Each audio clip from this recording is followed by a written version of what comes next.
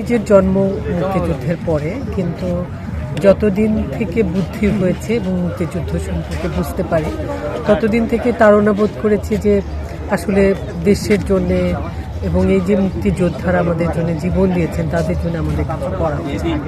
তো বড় হতে হতে দেখলাম যে আমরা কিন্তু অনেক বাধা পেরিয়েছি।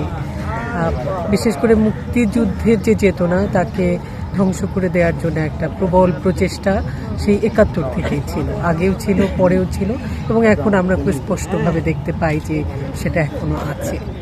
তো আমরা আজকে এখানে সমবেত হয়েছি যে জাতীয়ভাবে বিভিন্ন সংগঠন সম্মিলিতভাবে ২৬শে মার্চ উদযাপন করবে, এবং এর পেছনে যিনি আছেন আমাদের একটি সংগঠন আছে আমরা ৭১। আমি আসলে ওই আমরা ৭১ সংগঠনের পক্ষ থেকে এখানে এসেছি, সেখানে আমি সম্পাদক মণ্ডলের একজন সদস্য হিসেবে আছি। কিন্তু সেটির যে বড় কথা হলো আমাদের যে স্পিরিটটা আমরা ৭১-এর, সেটি হলো ১৯৭১ সালের যে গণহত্যা হয়েছে সে গণহত্যার স্বীকৃতি এবং বিচার, সেটা নিয়ে আমরা দীর্ঘদিন ধরে কাজ করছি। একই সাথে আমরা মুক্তিযুদ্ধের চেতনাকে বিব্রত করে, মুক্তিযুদ্ধের চেতনাকে অসম্মান করে এরকম সকল শক্তির বিরুদ্ধে আমরা সোচ্চার থাকতে চাই। আমাদের ভাষাটা কোনো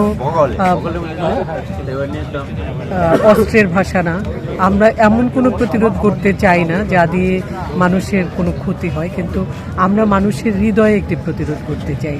আমরা চাই যে তরুণ প্রজন্ম মুক্তিযুদ্ধের পক্ষে এমন জোরালোভাবে দাঁড়াক যে মুক্তিযুদ্ধের বিপক্ষের কোনো শক্তি, কোনো চেতনা, কোনো ভাবনা যেন এই দেশের মাথা উঁচু করে না দাঁড়াতে পারে।